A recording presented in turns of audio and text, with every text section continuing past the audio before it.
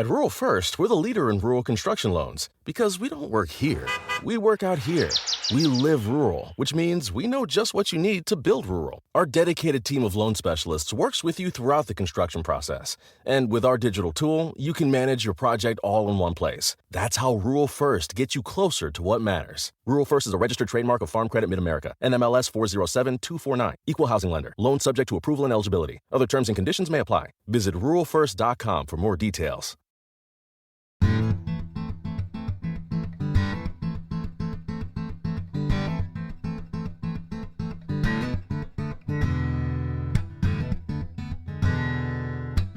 Welcome to Talk Farm to Me.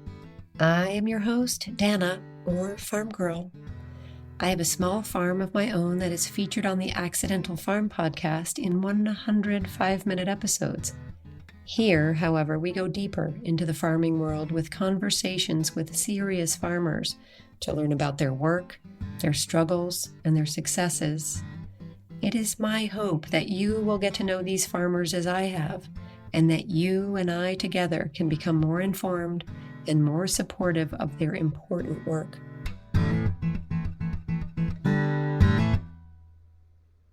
Did you know that less than 2% of us are farmers? It's a staggeringly low number given the weight of their responsibilities. Let's dive in and get to know a farmer in this elite community of important providers.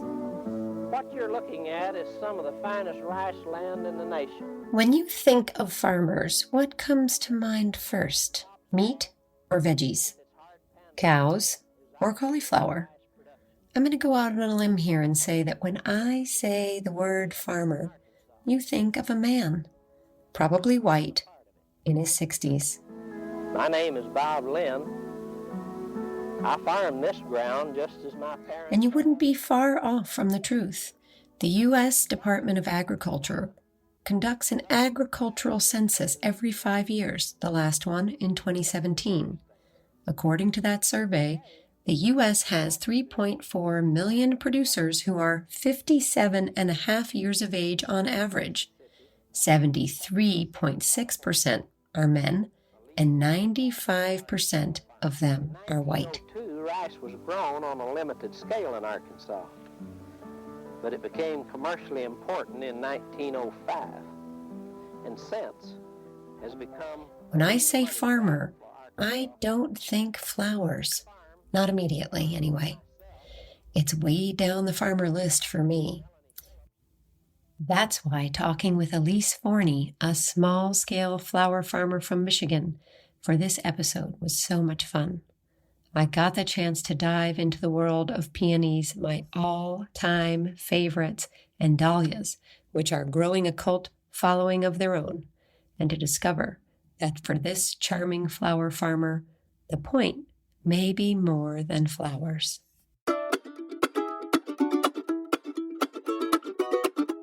Come with me to Howell, Michigan, about 30 minutes north of Ann Arbor, to a 5-acre parcel of a formerly 200-plus acre farm in the middle of Gardening Zone 5B. More on this later. Brightside Blooms definitely faces the bright side of things, from dirt to flowers to community. Flower farmer Eliess Forney, like more than 26% of farmers today, did not start out in farming. In college, Eliess was pre-med before graduating with a bachelor's degree in psychology and studying for her master's in industrial organizational psychology before jumping into a career in real estate and then pharmaceuticals. Let's start here, where Eliess leaves big pharma for a small farm. It wasn't an immediate jump or a direct path. As a matter of fact, the Forneys bought this 5-acre farm circa 1810, formerly called Broad Acres Farm, on somewhat of a lark in 2018. For the previous 23 years, the farm was home to a summer camp, bringing local kids closer to nature, to farm life, and to the animals that live there, including horses, goats, sheep, and cows. Eliess confesses that she was drawing outside the lines a little, and her friends agreed, but her husband knew that when they went to look at that farm the first time, something was about to happen. With 3 young boys under her wing, now 5, 10, and 13, and a call to do something different, it just seemed right. Eliess considered growing hops, raising sheep or hogs, and even continuing the farm's life as a camp. But something in her past led her to flowers, and she does not regret it. I had all these different ideas, and I said, you know what? I think this feels really good. I want to grow flowers and I want to sell flowers. And so we sell subscriptions, floral subscriptions, bouquets. We do workshops on site. I have a studio on site. And then I also started 2 seasons ago selling bulbs. I specialize in fancy daffodil and tulip bulbs. And what do you mean by fancy? So fancy is some of the tulips that you're not going to find like at Home Depot or your average garden center. It's the double tulips, the parrot tulips, the peony tulips. So to me, they're extra pretty. And so I call them fancy. And then it's not just your typical yellow daffodil. It's white daffodils and double daffodils and butterfly daffodils and peach colors. So I just really pick what I think is beautiful, and then those are the bulbs that I plant and sell. And how, with all of the ideas that you had from hops to flowers, how did you circle in on flowers ultimately? You know, I think it actually was inspired a lot by growing up. I had people in my life who loved to grow flowers, and I didn't really appreciate it then that much, but looking back, I think it was still a part of me. And then I lived in Britain for a while. So I lived in Scotland, and it's funny. I look back at all the pictures that I took in Scotland, with my little disposable camera, and they're all of like gardens and like just random doors and flowers. And I think like the gardens there, I was always so enthralled with how they brought flowers and vegetation and decorative plants into every space. And I just think that's part of their culture. And I feel like I was just so captivated by that. And I think that had a lot to do with moving in that direction. As urban areas creep in on formerly rural communities like Howell, many of the farms have been repurposed, but some, like Brightside Blooms, have kept their farming roots. For this 200-year-old farm that already had a different life as a children's camp for a quarter century, the return to growing continues the farm's legacy, even if in a smaller footprint. So there's still some large-scale farms that I can actually see from my window. There's a handful of families that own, hundreds and hundreds of acres that's still being farmed for hay, and I think there's soybeans, wheat that I can see, so I think we only sit on 5 acres, and I have the old homestead, the old farmhouse and old barns, but this farm was a part of hundreds of acres that I can still see, and many of it has been just kind of sectioned off. Some of it has been built on, and it's now subdivisions. Other parts of it are still being maintained as, for their original farming purpose. So tell me about your farm specifically, what you're growing and what that looks like and what it's looked like since you started, like how it's evolving. I'm growing a host of different flowers. I focus a lot on tulips just because people love tulips and I love tulips. And so we're growing a ton of those, obviously. By a ton, Eliess means that she planted nearly 7,000 tulips this year on her small 5-acre farm. And then we do a lot of dahlias. So right now I'm waking up dahlia tubers and, kind of getting those ready to pre-sprout to be planted out. And then we do a lot of zinnias and celosia, a whole bunch of different herbs. I like to put herbs in my bouquets. So a lot of basil, dill, many different types of basil. And then we're also growing, like gomphrena, a lot of different fillers. So we have many raised beds and then rows that I use, fabric for weed barrier.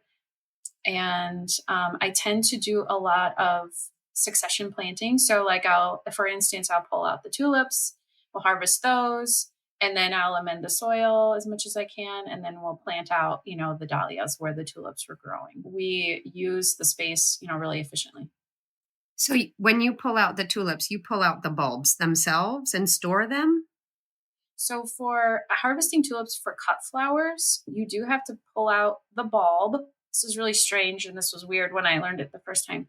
And then you cut the bulb off so that you have a longer stem length.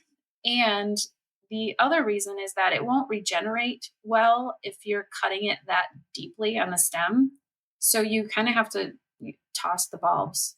But, sometimes I'll give them away and people will get like little short tulips out of them. So that's how we harvest them. You said that you're waking up your dahlias. Explain what that means and why you have to wake them up.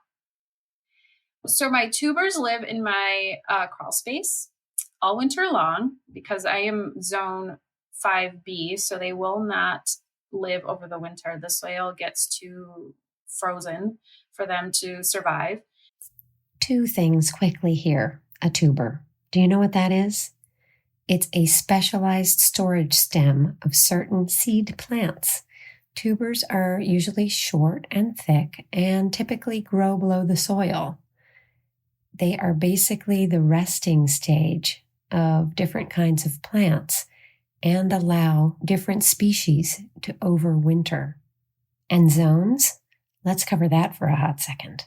The USDA has 13 defined plant hardiness zones that will guide you in planting based on climate traits like temperature and rainfall, stuff like that. Number 1 is the coldest and 13 is the hottest. Brightside Blooms is in zone 5B, which has mild summers and cold winters with the average minimum winter temperature falling between -10 and -20 degrees Fahrenheit. This area's short growing season lasts from late spring to mid-fall, with the first frost occurring around mid-October. Zone 5B is slightly more mild than 5A in terms of lowest winter temperatures, but still requires tubers to be protected. So in the fall, I pull out the tubers, I pack them away, I wash them, I pack them away with some sawdust, and then I put them in my crawl space because it's cool enough for them and dark. And then about 6 to 8 weeks before I'm ready to plant them out, which they get planted out, after our last frost, which for Michigan is mid-May, thereabouts. I pull them out, I warm them up, I put them under some lights, and then they start to develop eyes. And then they tend to they shoot off some sprouts, so it gives them a jump start on the growing season. They're kind of divas in a lot of ways, but people do love them. And I love them. I think they're just amazing. It's funny though, I'm really quick to rid myself of any that are kind of problematic or don't do well in a vase. How else are you deciding what to grow besides personal preference or what you hear from customers? That's a good question. I feel like it's all of the above. I mean, I've grown things that look beautiful but don't do well in a vase, right? So I'm a cut flower farm. It has to do well in a vase. So if that's the case, it's gone the next season. I've grown things that have just been, really high maintenance that I say, I probably won't grow them again the following season. For me, things that are what we call cut and come again, which is you cut them and then they'll still continue blooming on that same plant, is really a sweet spot because obviously, like zinnias are a great example of a cut and come again flower. And, as much as I cut it, they'll just keep blooming. Cosmos is another one. So that has a lot to do with what I put in the ground. It's just really trial and error and what does well in a vase and what I like. Give me some examples of flowers that you have fired from the farm. Certain types of basil I've fired because they They're beautiful, but they don't last in a vase. The dinner plate dahlias. Have you heard of the dinner plate dahlias? So they call them that because they're as big as your head, right? They're amazing and gorgeous, but they take up too much space in an arrangement, and they just don't work for me. I had red zinnias that were, as a flower itself, the texture was beautiful. They did well, but I never used them. I never cut them. And a lot of other farmers say that too. Like, for some reason, red is a weird color for flowers. I don't know. I grew asters and they're just gorgeous. And I love the asters. They were beautiful. But as soon as you cut one little stem of the flower, it's done. So I fired those as well, even though they're just gorgeous. So if it doesn't suit me in a vase, it's just, it's gone. Let's talk about how you're selling your flowers. I know you have a subscription, but tell me how it works in your local community, how you're getting the word out, and what's your big sell? I feel like sales and marketing can be very shiny, and it's a fast industry, and it's, in some ways, it's the antithesis of farming. I don't know. And so I've had to really kind of like rethink what sales is. And, I'm not really selling. I am trying to build a community and trying to educate and trying to learn. So last season, the bulk of my flowers were used in workshops, actually. So I do have my subscriptions, and they are 4 weeks long in length. And then there are 3 waves throughout the summer. And I've limited those just because it's a lot of work to get them ready and get them out. I also have a local retailer. It's a bookshop, and she allows me to drop flowers at her location, and that's starting this season. So I'm really looking forward to that because it's something I hadn't done in the past. But people love the connection of coming to a workshop and kind of the girls' night out feel, or the, whatever it may be, private parties. We have done lots of private parties. And then I walk them through, how to put together a bouquet. And I would say the bulk of my flowers go to that now because those have grown. I love, that feels good to me to do that. So. And can you share a couple of tips with me about bouquet making? I always start my classes with, there are no rules and you are creative. And that's a big part of what I try to speak to. Is so many people feel like they're not creative, and they limit themselves on what they can do. And they kind of get paralyzed by the thought of having to craft something or create something. And so that's where I start all of my workshops. And I try to put everybody at ease with that. It's funny. I started my workshops walking people through like an identical design. So like, everybody put that stem here. And then everybody would take the identical stem and put it there. And I quickly thought, this isn't working. This isn't me. This doesn't work. Everybody walks out with the same exact thing, and it's boring, and they're not putting their imprint on it. Eliess felt the need to make a shift away from this copycat model. She uses a theater metaphor now, the 4 S's. You have your script, which is your mechanics. Your mechanics can be your vessel and maybe what you've put in your vessel to help you arrange the flowers. You have your supporting cast, which is your kind of your filler. You have your star, which is your big flowers. That would be like your dahlias, right? Or your big headed round showstoppers.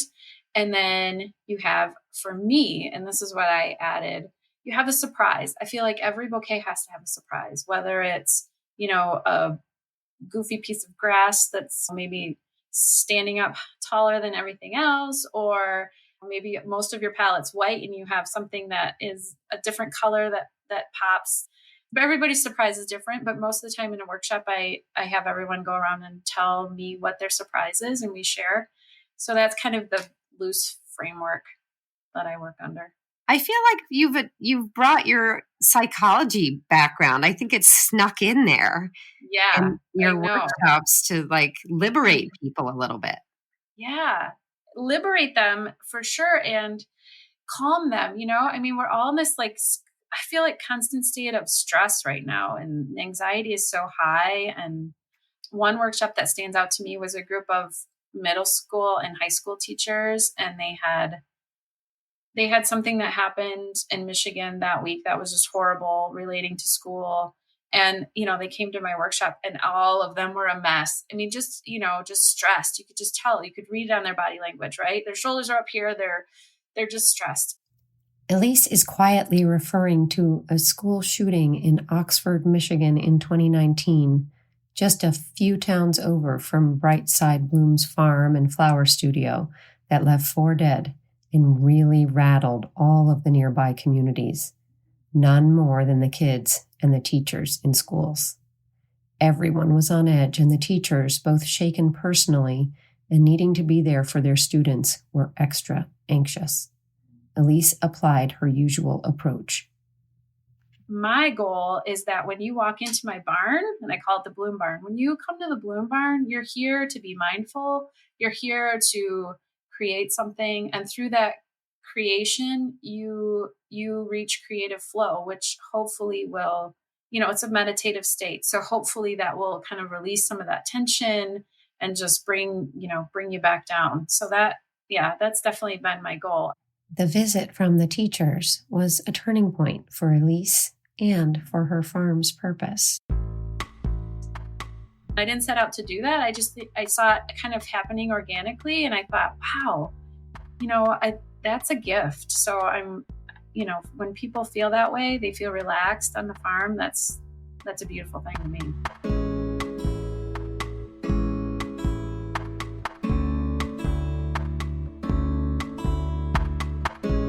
Yes, she grows flowers. Yes, she's a farmer. But Eliess sees that she has another opportunity in her community to be local, to be a part of the community, not just growing flowers, but connecting people with nature, with beauty, and with the part of themselves that needs all of that, whether they realize it at first or not. Brightside Blooms is local, to be sure. And it's a small farm, yes. But it's also part of a resurgence for growing flowers in the United States, a slow shift away from international imports, flower by flower. I'm curious what you can tell me about the industry that you sit in, the flower industry. I think it was the late 70s. The importing of flowers changed. I believe it was related to tariffs and how imports were being accepted, floral imports particularly. To that point, we had, all been local growers. The U.S. was supplying its own flowers. And then in the late 70s, that changed. And since then, the bulk of our flowers, I've seen anywhere from, I think it's like 75 to 85% of our flowers are imported. Eliess is right about this. The U.S. produces just about 25% of the world's cut flowers. And most of them come from South America. Indeed, 81% of cut flowers imported to the United States come from Colombia and Ecuador. So when you go to the grocery store, the average grocery store or wherever, the average florist, they're coming from outside of the country.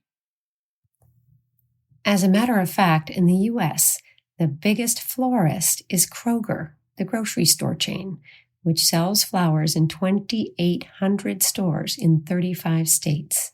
I think there's a huge resurgence that is happening overall in the floral industry, where we're looking at this from many ways, sustainability being one of them. And I think just kind of re-owning flowers as something that we are providing in this country. I think there's just an overall resurgence in, local flower farmers. The cut flower industry is growing as far as just their presence within, different larger groups, agricultural groups. According to a recent Research and Markets report on the U.S. cut flower market, the production in the U.S. is expected to grow from $9.2 billion to $12.8 billion from 2021 to 2028. I think there's a huge gap of knowledge existing still.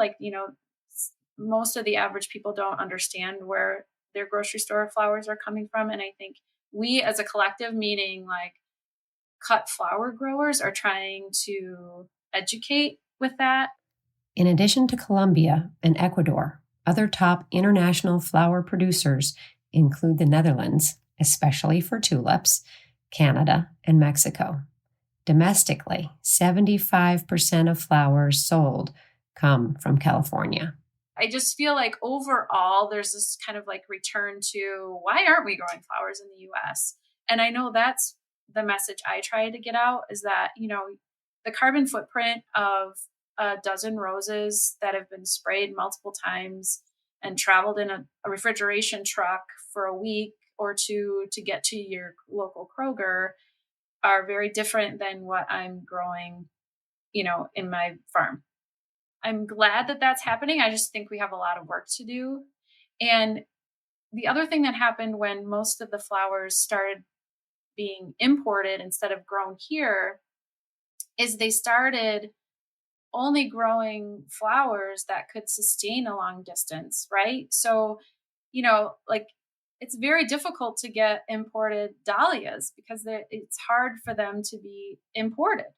But yet now we're all growing dahlias. I say we as in all of these farmers across the nation. And it's like so exciting to kind of be a part of this wave. And I think there's so many flower farmers that are just growing, their presence is growing and they're educating. And I feel like a small part of that, but I think you're going to see over the next 10 years a big change in how flowers are produced, and hopefully they'll be imported less.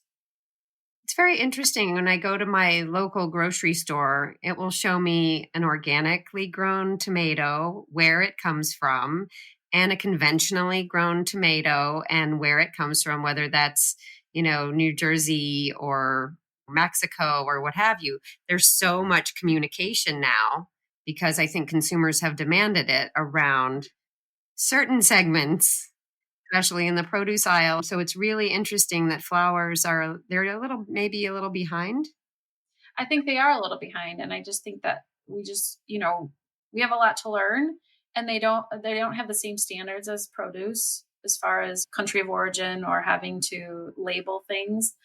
I'm not on a soapbox to say that, all imported flowers are wrong. That's definitely not my stance. There are times when I use flowers that have been imported, but I just think that overall we have a lot to learn as a country. And I think there's a lot of great small flower farms that are there teaching. So it's exciting. Eliess and Brightside Blooms are a small part of this resurgence, embedded in a local community, sharing the beauty of nature's flowers and the growing trend for small farmers in this billion-dollar industry. And Eliess is a new farmer. She's learned a lot since leaving Big Pharma and buying this small farm in 2018.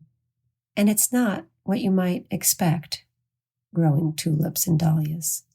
It's more.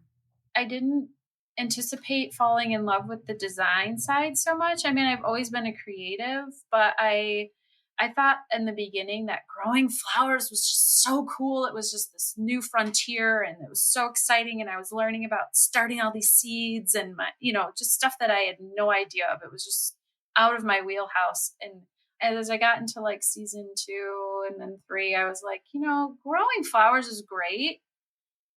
It's magical in and of itself. But that kind of fell to the wayside when I discovered that I really love the end result. Like growing is a means to an end for me. I love the florals so that I can create beautiful things or help people create beautiful things or watch their face light up when I hand them a bouquet. So it was interesting that like evolution for me, that it began with seed trays used to make me so excited. And now seed trays are just a means to an end. I see Eliess's passion for putting together floral bouquets much in the same way that you might see a dairy farmer finding a passion for cheese making, and then wanting to teach you how to do it. I liked what you said about your intention is really to build a community and to educate and to keep learning. It's funny because some of the flower farmers I know, they want a community, but they don't necessarily want the customer too close to them, like they're not opening up their barn for workshops. And, my kids go running through our yard sometimes when there's 20 women here, drinking wine and doing bouquets. And I've had to get used to that, just there has to be kind of a coexistence that has to take place. And I think it's stressful for some people to open themselves up that much, which I understand. I think about the farms around here that have a farm stand right next to their barn. They're in there cleaning it out, and their house is right next door, and they've got, 30 people in there picking over their vegetables. So right. Yeah. It's a close relationship when you allow that to happen on your farm. The Know Your Farmer movement has been on the rise for years, with the farmers market industry one of the key places that you can come face-to-face with a farmer, having grown 76% since 2008, according to the U.S. Department of Agriculture. Perhaps one of the most significant groundswells for getting to know your local farmer came amid the initial panic over shortages of food in supermarkets during the onset of the COVID pandemic in early to mid-2020. Knowing a farmer at that time became synonymous with security. Anecdotally, across the nation, community-supported agriculture or CSA farm product subscriptions sold out. Knowing your farmer, what they face to produce good food, fiber, or even flowers for your dinner table, and supporting them can have an impact on local and regional food systems and the economic and social vibrancy of rural communities. It's like that in Howell, Michigan at Brightside Blooms Flower Farm, where farmer Eliess Forney is connecting her work to this small town where families live and grow. Old farmland gets a new life. Ladies gather for a night out, and teachers heal from a school shooting. Brightside Blooms, too, as small as it is, plays a vital part in a growing resurgence in the U.S. flower market.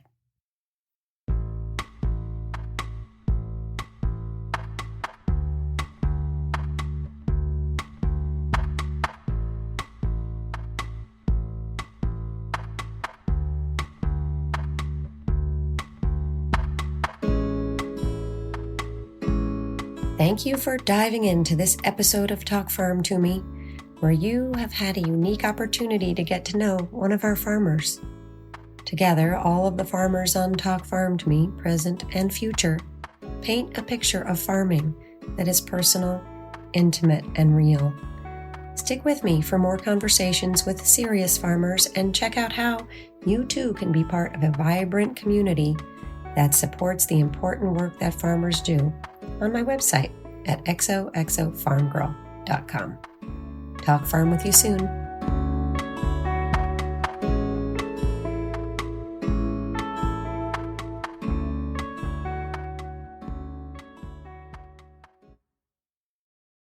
At Rural First, we're the leader in rural construction loans because we don't work here. We work out here. We live rural, which means we know just what you need to build rural. Our dedicated team of loan specialists works with you throughout the construction process. And with our digital tool, you can manage your project all in one place. That's how Rural First gets you closer to what matters. Rural First is a registered trademark of Farm Credit Mid-America, NMLS 407249. Equal housing lender. Loan subject to approval and eligibility. Other terms and conditions may apply. Visit ruralfirst.com for more details.